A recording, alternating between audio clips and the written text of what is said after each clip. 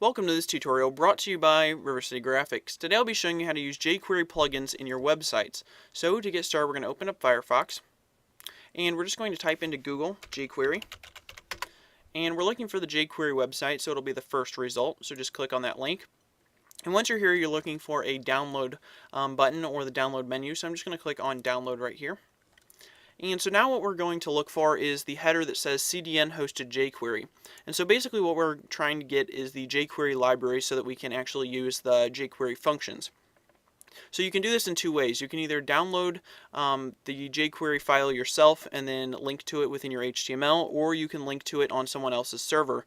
And by linking it to it on someone else's server, it basically saves you bandwidth as well as just your total downloads from your site.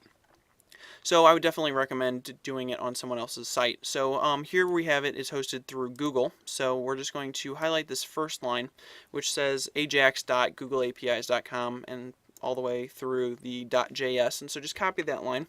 And so now we're just going to go into Dreamweaver, and then we're going to create a new HTML document. And so right underneath the title within your head, you're going to take and hit enter.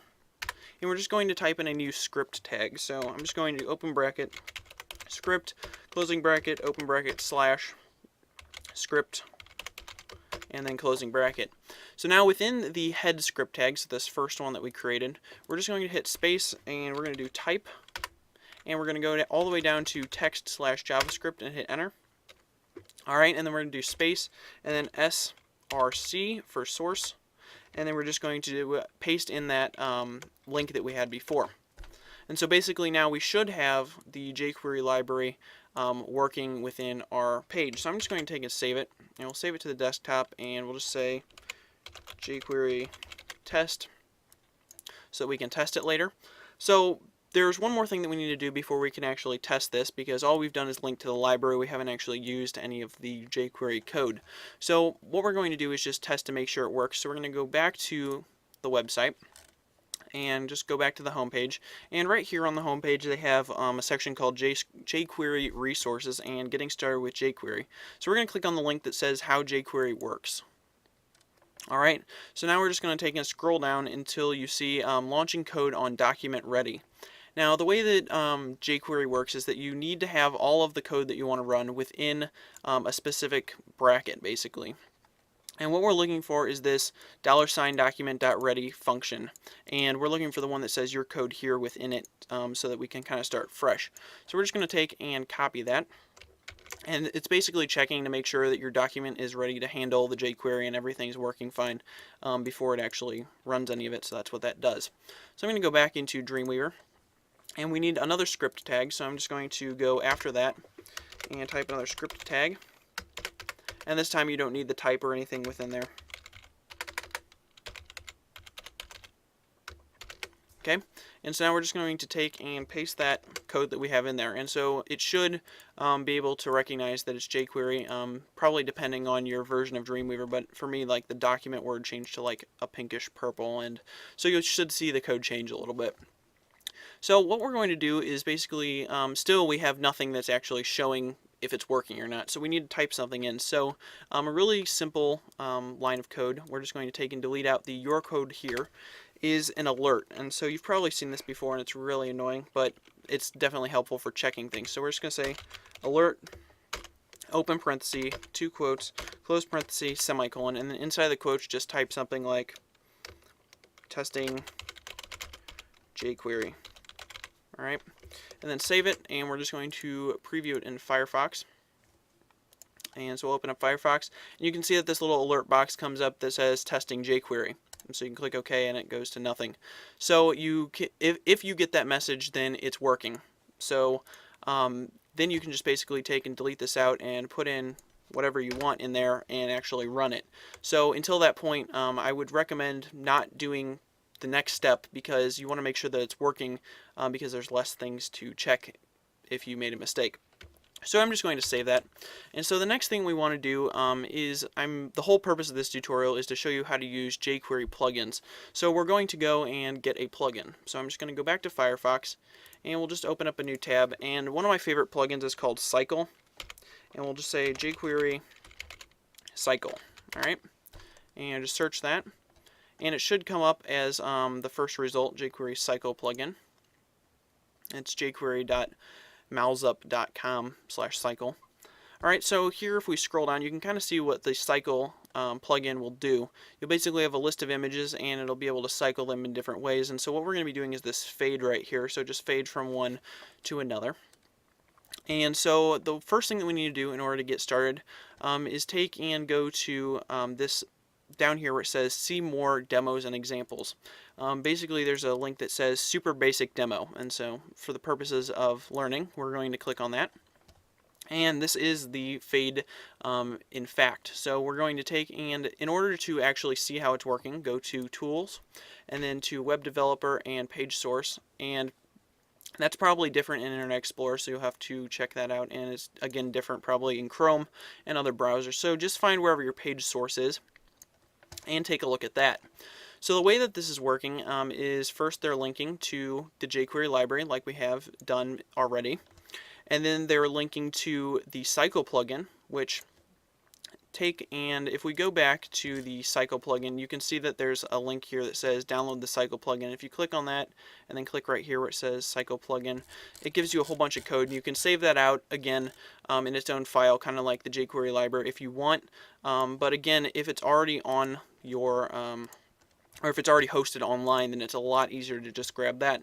And if you look right here in this code, it is already hosted online, so we can just basically take and copy this, and you'll have the Cycle plugin right there. So we're just going to copy that, go to Dreamweaver, and right underneath where we have the library, we're just going to hit enter after that script tag and paste that one in and save it.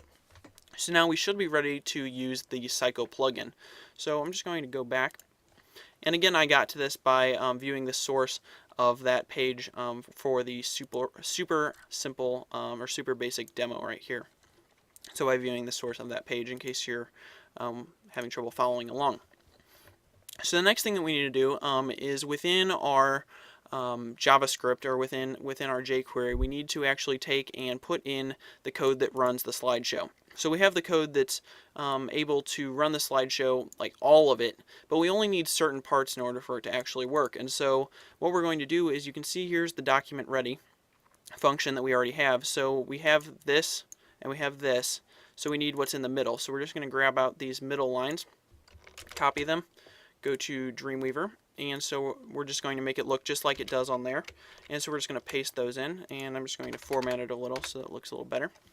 And so here you can see you have $slideshow.cycle, and then the FX is set to fade, and it says after it, choose your transition type, fade, scroll up, shuffle, etc. And those are kind of those things that you saw on the home page. And if you're looking for a list of those, I think they have a list right here. It's Effects Browser, and you can take and see all of them, and it'll show you a little example of it right there.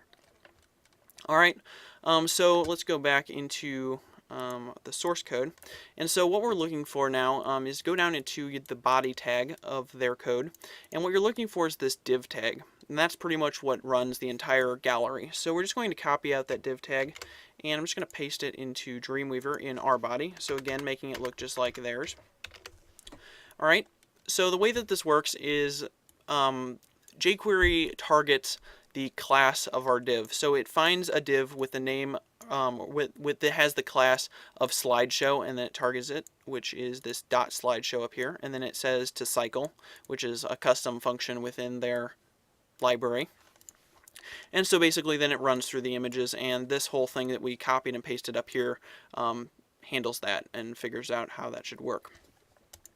So basically that's why plugins are easy. Instead of writing everything from scratch, you just take and plug it in and just type in a couple lines of code and you're good to go. So let me show you, we can test this. Let me just save this out. And this should be working in Firefox. So let's open that back up. And here you can see these are their images hosted on their site, and they're running through them. Alright, so now if you want to use your own custom images, all you need to do is replace these links. So I'm just going to show you how to do that. An easy way to replace links is to take and delete out the link and then delete a quote and then type in a quote, and then you can just click on this little browse thing there and you can bring it up. And I'm using these Dreamtime images, stock photos. And so again, delete the quote, enter the quote, and then we can take and add those in. And then I have two more. Maybe pull this up so you guys can see it. Okay, and the last one right here. Enter. Alright, so we're just going to take and delete the last one. You can do as many images as you want, and it should probably be able to handle that.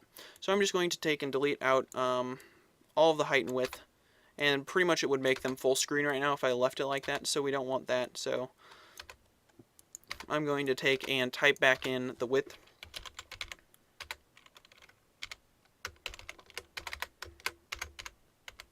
So width equals, and then two quotes, and then inside of that we're just going to take and type 500, and that's 500 pixels, but the pixels is implied in that, so we're just going to copy that, paste it on each line. So again, you don't really need this step unless I'm sure that you guys have a custom width already for your images. Just make sure that they're all the same size, and you should be good to go. Otherwise it might freak it out a little bit. So we do need to test this, so we're going to save it first, and then we can take and go over to Firefox and refresh, and it should refresh it. So now you can see these are my custom images, and it'll take and fade to the next one, and so forth, and then after that it'll go back to the beginning.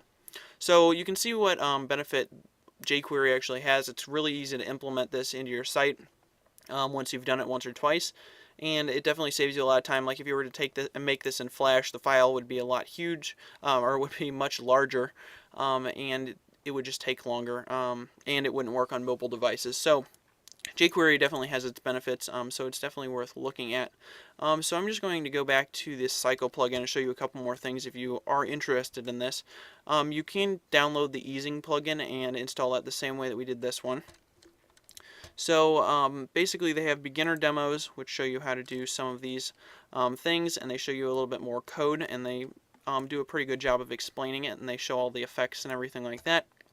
The intermediate demos, you can see that you have other options within your cycling, which are things like easing, which was what I told you. You could download the easing plugin, and they show you how to do that. And you can take and delay it so that it takes longer between each of the image rotations, however you're doing those. And there's all kinds of different things within that. And then there's advanced demos and other demos and everything. So again, if you're having trouble figuring it out, you can always view the source and then make yours look just like theirs, and it should be working. One more thing I think I didn't mention. Within here, the class, I did mention that you need, that's how it targets it. So if you do change the class of the div that you have your images in, make sure that you change it in your JavaScript as well, otherwise it'll break it from working. So I just wanted to take and mention that. So I hope you guys learned something in this tutorial. Don't forget to subscribe, rate, and comment, and I'll see you next week with a new video tutorial. Thanks for watching.